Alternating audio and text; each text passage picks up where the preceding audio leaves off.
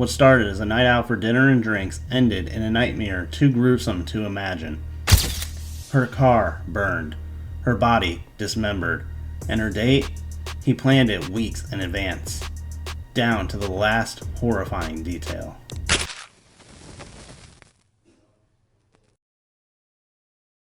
Welcome to the Friday Night Campfire Stories, where every week we dive into true crime cases that feel too dark and too twisted to be real, but they are. If you're drawn to the disturbing, the unsolved, and the unbelievable, you're in the right place. Make sure to hit that subscribe button because you won't want to miss what's coming next. Tonight on Far From Fiction, we're unraveling the brutal and premeditated murder of Sade Robinson, a college student who had her whole future ahead of her until she had matched with a man who had already decided how her story would end. Before she became a headline, before her name was linked to one of Milwaukee's most gruesome crimes, she was simply Sade, a 19-year-old with big dreams bigger than the city she lived in. She was a criminal justice student, holding a 3.5 GPA, working her way through school. Her professors called her ambitious, her coworkers called her dependable, her mom called her the light in every room she entered. Sade loved the color pink, not in a cliche way, but in a way that showed that she didn't care what the world thought. She was soft and strong, feminine and fierce. She worked part-time at Pizza Shuttle, joked with customers, and always clocked in on time. She was the kind of person you just liked instantly. She didn't have a criminal record, no history of risky behavior, no enemies. She was careful and smart. And she believed, like so many of us, that the worst thing that could happen on a date was awkward silence. But Sade's story wasn't heading towards laughter or butterflies or even disappointment. It was heading straight into the hands of a man who already knew he wasn't going to let her come home. It's still unclear how Sade met Maxwell Anderson. Maybe it was through friends, maybe through a chance encounter, or maybe it was just a swipe. They talked, they made plans. Nothing out of the ordinary. He told her that he wanted to meet up, then do something chill, dinner, maybe drinks, and Sade agreed. She dressed up, got in her car, and then drove out to meet him. What Sade didn't know was Maxwell Anderson wasn't just a 33-year-old bartender with a flirty smile. He was a man with a history and a plan. Maxwell had prior arrests, domestic violence, disorderly conduct, and a DUI. His neighbors described him as quiet and strange. Police would later discover that he had turned his basement into something out of a horror movie: plastic tarps, restraints, and saws, and a folder on his phone simply titled Dating. According to a confidential informant, Maxwell wasn't looking for love. He was looking for a victim. He had told someone weeks earlier in chilling details how he had planned to lure a woman to his home, force her inside, and kill her. But it wouldn't stop there, because after he had killed her, he had planned to dismember her. And that victim now had a name: Sade Robinson. What followed was a date, a drink, and a quiet ride home. But behind Maxwell's calm exterior was a blueprint for murder. At around 4:15 p.m., Sade texts a man, later identified as Maxwell Anderson, and confirms their date plan at the Twisted Fisherman, a seafood restaurant in Milwaukee. He mentioned dropping by the restaurant for a W-2 form from when he used to work there, and invited her to join him for dinner. She happily agreed because she loved seafood. By 5:20 p.m., surveillance captures them sitting together at the bar in the dining area of the Twisted Fisherman. By 5:20, surveillance captures them sitting together in the bar and the dining area of the Twisted Fisherman. They then head out to Duke's on the Water, across the city. Surveillance shows them arriving at 6:30 p.m. and stay until around 9:06 p.m. At 9:24, her phone location jumps to near Maxwell Anderson's home in South Milwaukee. Police cameras show two figures entering the house shortly thereafter. Between 9:24 and 12:45, her phone pings in and out of the home, but she's never seen or heard from again. At approximately 1 a.m. on April 2nd, surveillance captures her car alone rolling past Lakefront Brewery on Milwaukee's north side. Soon after, it heads towards Warremont Park along Lake Michigan. Later that morning, a severed leg is discovered halfway down a bluff in Waremount Park, its pink painted toenails matching what Sade was wearing the previous night. At around 7:30 a.m., witnesses spot a man in a gray hoodie tossing something into her car, which then burst into flames near 29th and Lisbon. Investigators later confirm it's Sade's 2020 Honda Civic. Clothing and a cell phone found scorched inside. Minutes later, surveillance aboard a Milwaukee transit bus shows Anderson wearing a gray hoodie and a tan backpack, boarding and heading back home by 8:43 a.m. He appears on camera arriving at his residence. And just like that, a night that began with hope and laughter ended in unthinkable violence. When a leg washed ashore on the rocks of Waremount Park on April 2nd, 2024, Milwaukee police had one question: who was she? Fingerprint analysis from the remains quickly returned a match: Sade Robinson. But what started as a tragic missing person case was about to splinter into something darker, much darker. Detectives were able to use surveillance footage to find out that Maxwell Anderson may be the one who has something to do with it, and so they decided to pay him a visit. At first, Maxwell denied ever even meeting Sade. He claimed that he had spent the night alone watching TV. But when detectives asked to look inside his vehicle, they found gloves, a bottle of bleach, and a bloodied floor mat.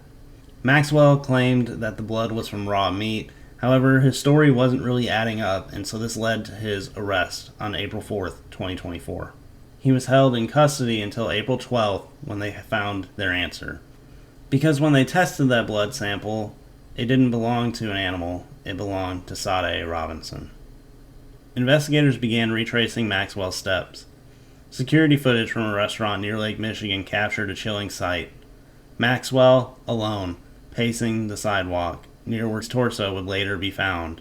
No car, no emotion, just silence.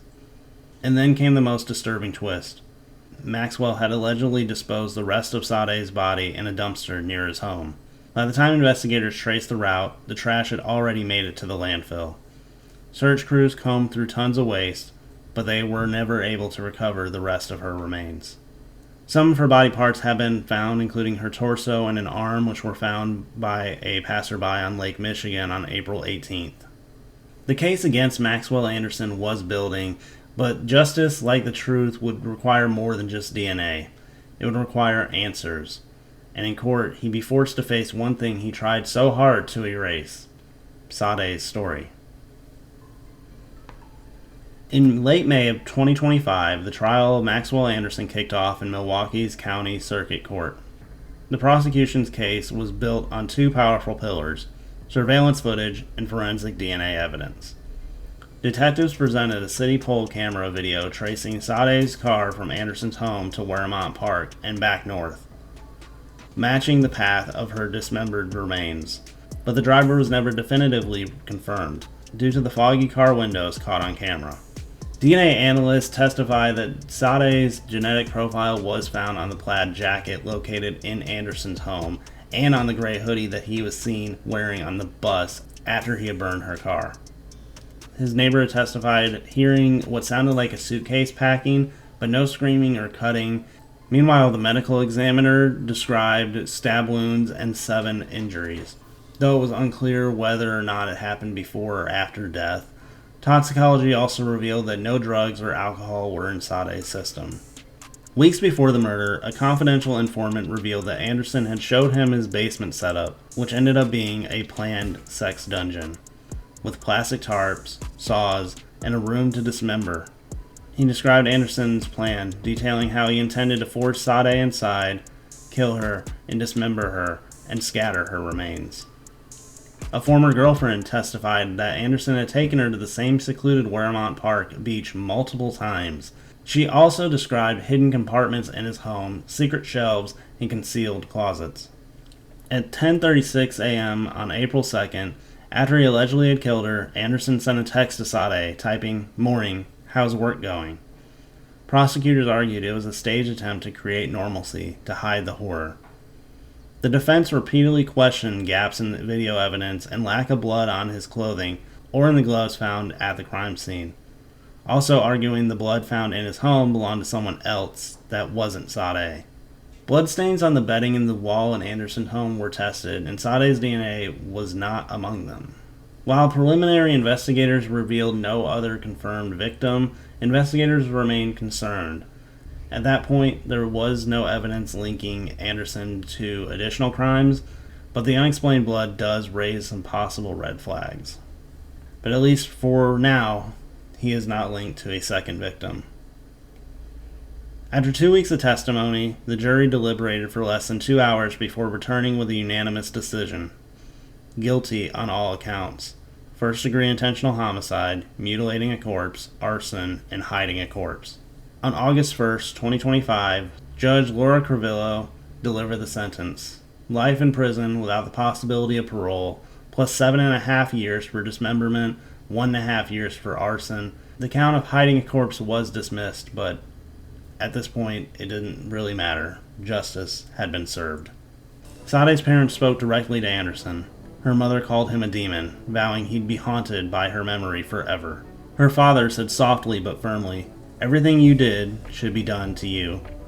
The verdict brought closure to one chapter, but also opened new questions. What drove Maxwell Anderson, and were others caught in his darkness?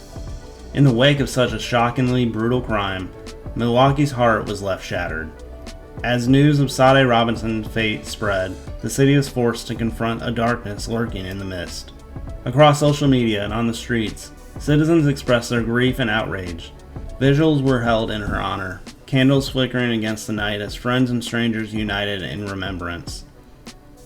Memorial murals featuring her favorite color, pink, sprang up in quiet corners of the city. For many, Sade wasn't just a victim, she was a symbol of a youthful hope, cruelly extinguished. Local activists and community leaders demanded answers, not only for Sade, but for any others who might have fallen victim into Maxwell Anderson's path. Though police confirmed no concrete evidence tying him to additional victims, unsettled whispers persist. Some recall unsettling similarities from previous unsolved cases, questioning if their loved ones might have been his next target. The legacy of Sade Robinson remains a call for compassion and vigilance. Her life, a brilliant, gentle light, reminds us that every lost soul leaves a gap that can never be filled.